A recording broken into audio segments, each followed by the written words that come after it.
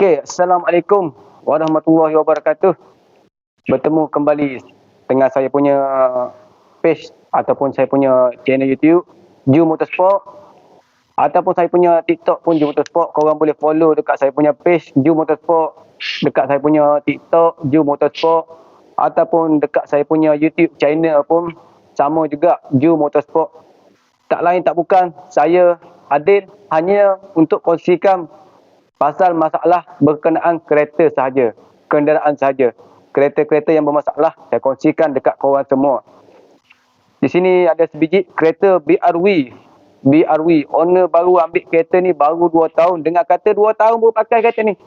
Baru 2 tahun pakai, enjin dah pecah. Enjin dah pecah teruk, baru 2 tahun pakai. Macam mana jadinya macam ni? Korang nak tahu juga cerita, nak tahu tak cerita macam mana boleh terjadi macam ni? Kereta baru pakai 2 tahun. Tak sampai limit 5 tahun lagi. Honda ni bos. Honda tapi 2 tahun dah pecah. Air mata owner. Okey, sebelum kita nak mulakan pasal berkenaan kereta ni, nak mencerita pasal kereta ni, kita mulakan dulu dengan bismillah. Bismillahirrahmanirrahim. Okey, saya nak kongsikan sedikit perkongsian pasal berkenaan kereta BRV enjin pecah. Nak kongsikan dekat korang semua. Kereta ni mari datangnya daripada Rawang. Owner saya tak kenal tapi abang dia buat datang dekat sini. Kereta ni owner cakap tak boleh start. Tak boleh start. Dan dekat bawah keluar minyak hitam. Minyak hitam meleleh macam air dekat bawah. So, saya dah bagi tahu customer ni buat datang dulu. Kita check. Sebab kita nak tengok daripada jauh, kita tak boleh jangka apa bermasalah kereta tu. Tak tahu punca apa kereta tu. Leaking daripada mana. Sedangkan kereta baru 2 tahun. So, owner bagi tahu keretanya dululah, sebelum terjadinya macam ni, dia ada gedah macam banjir lah. Banjir, kira air bertangkung. Kira banjir jugalah, air bertangkung tu tak dalam pun. Kira paras dekat lantai kereta lah. Dekat lantai kereta masuk air. So, jadi bila masuk air dekat lantai kereta, owner menggelabah. Terus matikan enjin. Matikan enjin, orang ramai tolak kereta ke belakang. So, dia tak redah. Cuma separuh je. Tolak dekat belakang, pergi dekat air, dekat yang tak ada air. Lepas tu bawa kereta towing balik. Bawa pergi dekat bengkel. Saya tak nak condemn mana-mana. Cuma pendapat aja. Istilah pendapat kita kongsikan kepada orang ramai. Kalau anda kata walaupun kereta tu tak, orang cakap gedah banjir, air bertangkung ke apa, tapi anda kata walaupun gedah sikit pun tak masuk air semua dekat dalam, kita semestinya jangan ambil mudah berkenaan enjin. Jangan kita terus datang dekat workshop kita terus nak start enjin kereta. Tak boleh macam tu. Kita kena check dulu. Korang boleh check, tengok kalau ada lipstick. Korang tahu lipstick minyak hitam dekat mana, korang tarik dulu lipstick minyak hitam. Tengok. Andai kata ni saya tunjuk contohlah. Ni lipstick minyak hitam. Andai kata korang tarik, tak kira lah kereta korang ada dekat depan ke tepi ke, tak kira. Selain daripada kereta BRV sekalipun, kalau andai kata korang gedah banjir sekalipun, andai kata banjir tu tak masuk dalam ke apa, tak tinggi ke apa, tak tenggelam ke kereta, tapi kalau dah macam orang cakap customer ni air masuk dalam dekat lantai, dia terus menggelabah, dia matikan enjin. Tu dah kira bagus dah tu. Bagus, orang ramai tolak ke belakang. Lepas tu pergi dekat workshop, sepatutnya workshop pertama sekali kena check, tarik lipstick minyak hitam, tengok keadaan macam mana. Adakah enjin kereta ni masuk air ataupun tak masuk air, kena check dulu. Benda pertama paling utama kena check dahulu. Kena check, andai kata check minyak hitam dah bercampur air, kita terpaksa kena keluarkan minyak hitam lama terlebih dahulu. Yang tu memang benda paling wajib untuk tak nak terjadinya macam ni. Benda paling utama kita check dulu. Andai kata korang tarik lipstick minyak hitam, kalau andai kata tak ada air, minyak hitam tak bercampur air, tak ada masalah. tak payah tukar minyak hitam. Kalau anda kata nak tukar tu tak ada masalah. Cuma kalau anda kata tarik bercampur dengan air, seeloknya korang buang dulu, buka dekat minyak hitam, dekat skru untuk buang minyak hitam tu, buang dulu. Buang bagi dia keluar semua air, ataupun flush balik, masuk minyak yang orang cakap minyak murah dulu, masuk bagi dani, buang lagi. Sebab kita tak nak ada air dekat dalam enjin. So kalau jadi macam ni, terpaksalah kena tukar enjin seketul, enjin kosong lain. Owner terpaksa nak kena habiskan duit. Benda paling utama kita sepatut kalau datang dekat workshop, kita kena check dulu listrik. Kalau anda kata check bercampur air, buang terlebih dahulu minyak hitam yang lama, buang dahulu. Lepas tu dia punya main pulley ni, dekat main pulley ada skru. Ni step kedua. Dekat main pulley ni ada skru, korang boleh pusing. Pusing dulu. Ambil spanner je. Spanner ni tak kira lah. Kalau anda kata saiz 19, 22 ke apa, korang pusing. Pusing main pulley ni. Main pulley ni bila kita pusing untuk pergerakan enjin korang. Sebab main pulley ni bila kereta hidup dia akan berpusing. Enjin korang piston akan naik turun. Crankshaft pun akan berpusing. Bila korang pusing dengan spanner, korang boleh jangka kereta ni ada bermasalah tak bila kita pusing.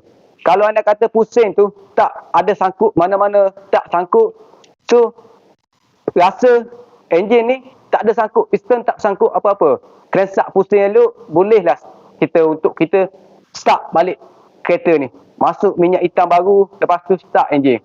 Kalau first kita tak buat macam tu, memang jadi macam ni. Sepatut kita tak boleh buat terus nak jumper kereta terus start enjin, tak boleh. Tu pengalaman saya tak pandai. Memang saya tak pandai. Saya tak cakap saya pandai ke pro ke apa, tapi pengalaman saya bukan macam tu. Tu tak boleh buat cara macam tu. Kita cuma hanya bagi pendapat sahaja untuk orang ramai. Benda macam tu tak boleh nak buat. Walaupun anda kata kereta redah banjir tak banyak, tapi berkaitan air ni kita tak boleh ambil remeh-temeh. Sebabnya, korang nak tahu sebabnya, kita tak tahu. Anda kata dalam dekat lantai je naik, tapi dekat enjin air dah masuk. Kita tak tahu benda tu. Sepatut kita kena cek terlebih dahulu. Memang wajib untuk cek terlebih dahulu. Cek minyak hitam korang ada masuk air ke tak. Lepas tu pusing main pulley yang besar bawah sekali, pusing ada sangkut tak sangkut. Kalau ada sangkut, korang tak boleh start enjin. Nanti enjin akan pecah macam ni. Memang akan pecah macam ni. Kalau tak sangkut, boleh je start. Kalau anda kata pusing tu sangkut, korang kena buka enjin tu. Buka oisan terlebih dahulu, tengok apa yang sangkut tu. Ya, macam tu. Ni kalau anda kata kita nak macam mana nak salahkan mana-mana komen, tak salah juga, tapi terjadi macam ni, owner dah kena habiskan duit nilai banyak sebab kereta ni baru pakai 2 tahun. Enjin Honda bukan murah. Bukan macam enjin kereta lain. Kereta-kereta yang orang cakap untuk mampu bilik pakai, mungkin enjin murah. Tapi Honda kebanyakan harga sangat tinggi. Tambah-tambah kereta ni baru 2 tahun pakai, memang enjin kosong pun dah mahal. Ni kita terpaksa tukar enjin kosong one set. Korang boleh tengok, saya tunjuk dekat korang. Ni kita tak naklah condemn mana-mana, tapi kalau kita tak ikut step cara saya cakap tadi, step untuk cek dulu minyak hitam, ada air tak ada air. Kalau anda kata minyak hitam tak bercampur air ke apa, step kedua pusing pulley terlebih dahulu nak tahu enjin tu ada sangkut tak ada sangkut. Tapi kalau jadi macam ni, saya boleh jangka mungkin foreman tu tak buat macam step saya bagi tahu tadi. Mungkin dia terus start ke enjin, ataupun dia buka penutup di atas, tengok air tak ada ni, terus start enjin kereta ke, sampai terjadinya macam ni. Korang boleh tengok enjin ni dia punya oisam minyak hitam. Oisam minyak hitam ni tak akan pecah dengan mudah. Memang tak akan pecah dengan mudah. Kalau saya tunjuk dengan lampu dekat dalam, tapi kalau korang nak tengok memang tak nampak dekat dalam, tapi saya boleh tengok dekat dalam. Dia punya rope dekat dalam tu memang dah putus. Rope dekat dalam ni memang dah putus. Tu yang sebabnya oisam ni pecah. Sebab rope yang pegang piston tu dah putus. Mana piston saya nak tunjuk dekat korang, kalau korang boleh faham sedikit sebanyak perkongsian saya. Yang ni piston. Ni piston, ni root. Root ni dah putus dekat piston ni. Tu yang terjadinya macam tu. Bila dah root ni, sepatutnya enjin tu kalau hidup, dia akan berjalan sekali. Dia tak akan tercabut. Dia akan berjalan sekali. Root dengan piston dia akan berjalan sekali. Bila root ni dah putus, memang jadi macam tu. Memang akan jadi macam ni.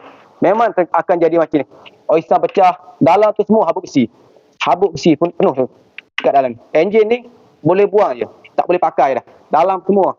Liner block semua dah. Habis jahanam. Kita tak tahu macam mana foreman tu buat kerja, kita tak nak condemn. Tapi nampak gaya cara macam ni, memang tak ikut step tu. Memang tak ikut step tu. Tidak, kalau kita fikir dengan selogik-logiknya, takkan jadi macam ni. Root tak akan putus dan oisan tak akan pecah. Memang tak akan pecah. Kalau pecah macam ni, kemungkinan dia tak cek minyak hitam ada masuk air, tak masuk air, tak pusing dia punya main pulley, sangkut tak sangkut, terus start enjin. Saya rasa berkemungkinan macam tu. Tu jadi macam ni. Tu saya dah bagi tahu owner terpaksa lah habis duit banyak kali ni. Sebab memang kena habis banyak. Memang terlalu banyak. Sebab enjin ni tak boleh pakai dah. Saya pun tak boleh buat apa-apa dah dengan enjin ni. Terpaksa kena tukar enjin lain. Order enjin kosong terus, sebiji, saling, masuk. Memang sakit kepala owner. Tapi nak buat macam mana? Kalau dah jadi macam ni, kita tak boleh buat apa-apa. Hanya tu je kita boleh tolong dia.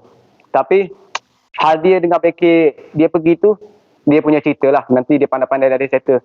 Saya hanya buat kerja ikut step. Kita belajar daripada first tak pandai buat apa-apa, repair kereta tak pandai, tapi kita belajar step by step. Cara untuk nak repair, cara nak kena pasti masalah, cara nak buat sesuatu tu kena ikut step by step. Okey, harap korang yang menonton video saya tadi, sama-sama kita like dan share kepada orang ramai. Saya hanya bagi pendapat, bukan nak condemn mana-mana komen. Bagi pendapat untuk ikut cara step by step. Kalau dah jadi macam ni, ibarat nasi dah jadi bubur. Tak boleh buat apa. Kalau dah jadi macam tu. Harap korang yang menonton video saya, minta like dan share saya punya page Ju Motorsport, saya punya TikTok Ju Motorsport, saya punya YouTube channel Ju Motorsport juga. Harap korang like dan kongsi kepada orang ramai ataupun subscribe saya punya video. Andai kata video ni bermanfaat, korang boleh kongsi kepada orang ramai. Kalau andai kata video saya tak bermanfaat pasal kereta BRV ni, korang boleh skip, buang jauh-jauh. Kereta baru lagi ni. So, sedikit pengkongsian ilmu yang serba sedikit saya kongsikan dekat orang ramai. Semoga ilmu yang tak seberapa saya kongsi ni, yang ada sedikit ni, saya pun yang foreman yang kurang mahir, tak pandai apa-apa, hanya kongsi sedikit ilmu kepada orang ramai. Harap macam itulah. Saya nak beransur dulu kepada yang tengok video saya tu, terima kasih banyak-banyak. Dan kepada yang support saya daripada dahulu lagi, terima kasih banyak-banyak. Sebelum kita beransur dulu, macam biasa, kita selawat ke atas Nabi dan selalu istiqamah dan selalu ingat kepada Allah Subhanahu Wa Taala. Oh, masalah Sayyidina Muhammad. Okey, kita berjumpa lagi di next video dan di lain episod. Okey, assalamualaikum. Terima kasih kepada yang menonton. Saya ciao dulu.